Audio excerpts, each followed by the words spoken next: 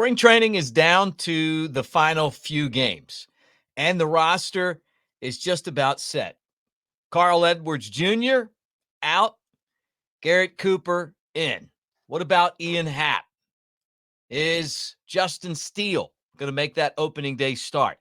Starting to get things lined up for that game against the Rangers. We're going to talk about where things sit right now. Welcome to the Cubs baseball channel. Make sure that you guys like and subscribe. Give us a thumbs up and hit the bell so you know when we drop new content. Let's get this thing started. And here's your invitation. Go Cubs.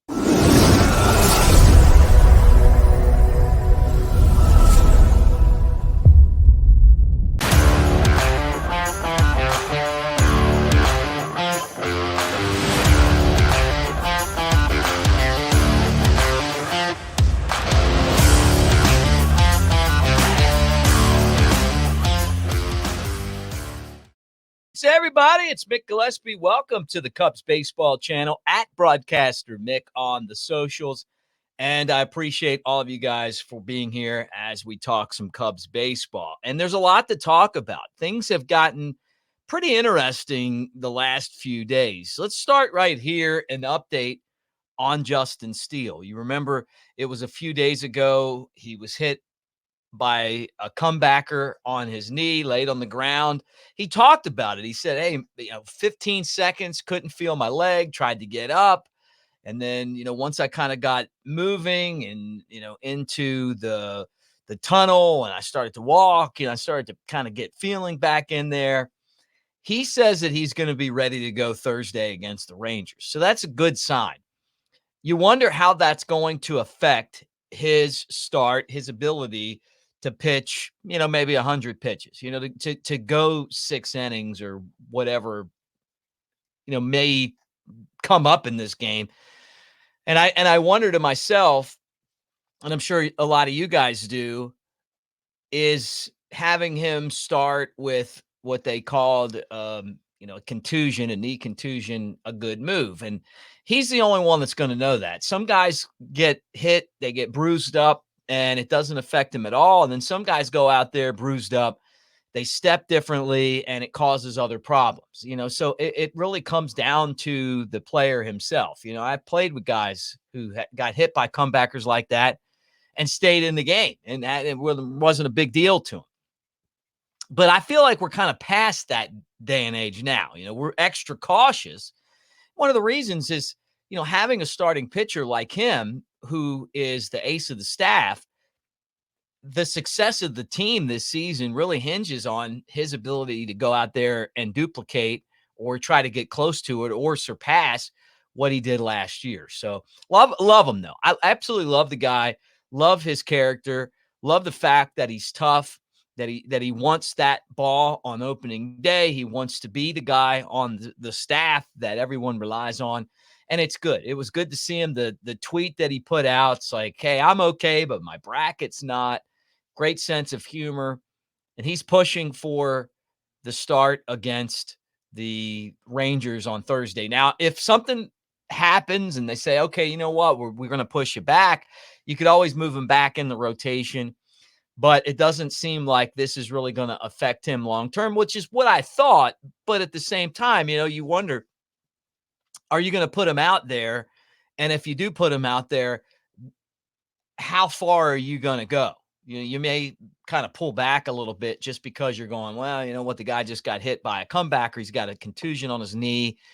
What's that going to look like? So interesting, though. One of the good things about having the DH in the National League, which I was never a fan of, by the way, but he doesn't have to hit, so the fact that he doesn't have to hit, like, just go out there and pitch. When you have to hit and, you're dealing with that, now all of a sudden it's a whole different problem, as a batter than you would have as a pitcher. So, but love the fact that it seems like he's minimizing the effect of this comebacker and he expects to be the opening day starter. And being the opening day starter, it's something that we keep track of. Does it matter? I mean, is game 1 any different than game 25, and game 35, game 105, 162? Well, no, but yes, it's not, but we care about it. It's like that first game just matters so much. So you get the start on opening day. It sends a message to the rest of the league, to your team, to your fans. You're the guy on the team, and he wants the ball. So I love that. Carl Edwards Jr., CJ Edwards opts out. You can do that as, one of these veteran players that signs minor league deals. You guys in the comments section know that I didn't feel like the Cubs were going to be able to sign more than one of the three guys that had the opt out. I gave Garrett Cooper the best odds. He made the team. I gave CJ Edwards the second best odds, and I really didn't think Dom Smith had a chance. Dom Smith opted out, and then I thought maybe when CJ didn't opt out right away that he was gonna stick. They were gonna find a spot for him, and then he opted out yesterday and has moved on to the to free agency, and he'll find a team. He pitched well. It's a shame the way that things are in baseball that we couldn't have him there, but the problem that the Cubs have just comes down to math. You want to have some pitchers with options on the big league team, so when you need, you can basically pitch a guy, opt him to the minor leagues, bring up another guy, have them pitch and go back down. And if you get a couple guys like that, it really makes things a lot more flexible throughout the course of the season. And right now, and I'm going to talk about the roster, I think the Cubs might have one guy like that. So, we'll see how that kind of pans out. I guess it all depends on how the roster works. But for CJ Edwards, it didn't work. He pitched great, though, in spring training, and he's coming off of a year where he had an earned run average right at 3. He's one of our World Series champions, and if you haven't met him before, he really is a great guy, fun to talk to, interesting guy, and someone that I'm going to pull for, just like the rest of the players that have come up through our system throughout their career. So we got close with him, but it didn't work out. Now, Garrett Cooper is going to make the team, and I think one of the reasons why he's going to make the team is that Patrick Wisdom is on the IL right now. So you're talking about a right-handed first baseman with some pop. Patrick Wisdom, kind of the same thing. Garrett Cooper's better defensively. So with Wisdom dealing with his back issues, Cooper makes the team. They'll put Caleb Killian on the 60-day IL, and then that'll slide a spot open on the 40-man. That's where you'll get that 40-man spot. If they would have kept him and CJ Edwards, then they would have had to figure out another spot on the 40-man, and I don't know what that would be right now. I think some people have speculated maybe Keegan Thompson, maybe Brennan Davis, who knows? But you just don't have a lot of those spots, and whatever the Cubs thought about, I'm sure if they could have figured it out, then CJ Edwards would have made the team too, because you'd love to have him. Just a guy that the string being slinger, a guy who's pitched in big games, and you could count on to get some outs in some big situations. But like I said, the math didn't work out. So Cooper in, Edwards and Dom Smith out. And we talked about this roster, which is kind of coming down to the end. And I took out my pen and paper, and I started to try to figure out what this roster is going to look like. And I'm guessing that 26 players, you go 13 pitchers, 13 position players, the normal cast of characters. And I guess I can go through that. The issue that the Cubs have are players that are injured right now. Patrick Wisdom, Nick Madrigal, I'm expecting those guys are going to start on the IL. And now we're wondering about Ian Happ, which Craig Counsell said yesterday that he's plateaued with his hamstring. So what does that mean? I kept trying to put this together. It's like it's not gotten worse, but it hasn't gotten better. And if you don't have him, well, that obviously changes the roster around as well. And now you got to figure out another roster spot, or maybe you don't. And I think that this is what the Cubs are going to do, because now I'm assuming that Happ isn't going to be available for the start of the season, because we saw him bat, but we didn't see him play the field. He's your starting left fielder. So now, what are you going to do? Okay, so here's what I'm thinking. That Alexander Canario, and Miles Mastroboni both make the team. Canario plays left field. He can DH. He can play center field, but I'm guessing, he can play left field. Miles Mastroboni can play left field. He can play infield. And one guy's right-handed, one guy's left-handed. I think one of these guys, probably Mastroboni, was going to make the team anyway.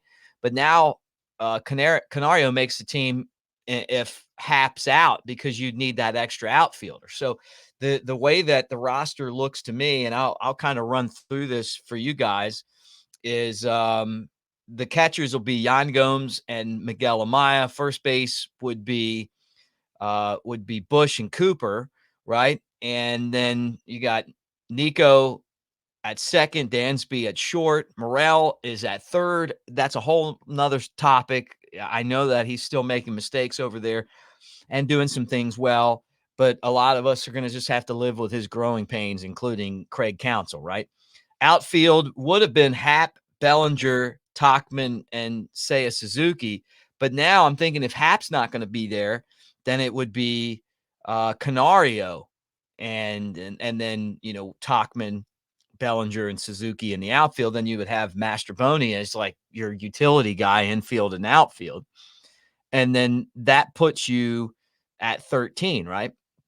And then if Happ comes back, then Canario would be optioned back to the minor leagues when he does come back. And then your pitching staff would look like this: Steele, Hendricks, Shota Imanaga, Javier Assad, Jordan Wicks, Drew Smiley, Alzolay, Leiter Jr., Merriweather, Neris, Almonte, and then Quas, Little, and then I would say probably Wisniewski to the minor leagues, right? And that's kind of what I would see. That's probably why Edwards didn't make the team, CJ Edwards, right? So that's what I'm guessing right now. Luke Little to me is a guy who I think they love having. Left-hander that has a ton of velocity.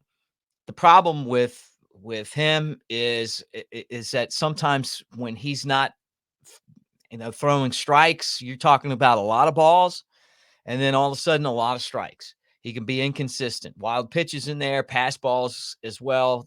Tough pitches for catchers to handle. When he's locked in, he could be one of the most dominating forces coming from the left side in the National League. So we'll find out. But I'm guessing that he's going to make the team. I think they like the fact that gives them Smiley and him as left-handed options out of the bullpen. And then, Quas, they traded last year. I know a couple of you guys like to bring up the fact that I wouldn't have traded for Quas if I was them, but they did.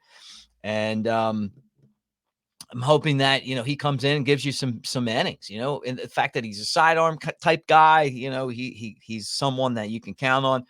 Wisniewski looked bad again. He's had a rough spring. He's got good stuff. And you see it when he pitches that there's a lot of potential there, but it's turning the corner. And then spring training's hard to really gauge too, because when you rely on a lot of movement, sometimes you don't get that in the desert as compared to once you get to Chicago, you get to, St. Louis, you get to the East Coast.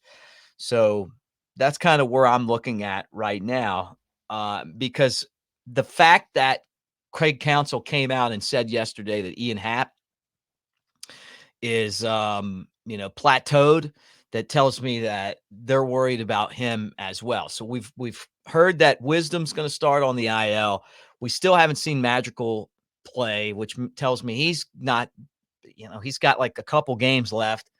He starts on the IL, and now Happ could start on the IL just because they're telling us that he's plateaued, and they may want to take time with him. And then you get again to the bullpen, Quas, Little, and Wisniewski. The way that my math works is you take two of the three guys, and I'm guessing that it would be Quas and Little, and then Wisniewski would start in the minor leagues. That's kind of where I'm thinking right now.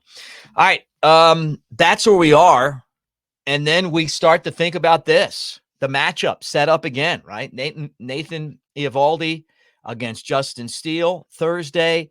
Obviously, everything I said could change in a second. we'll continue to look for information on this roster as things progress.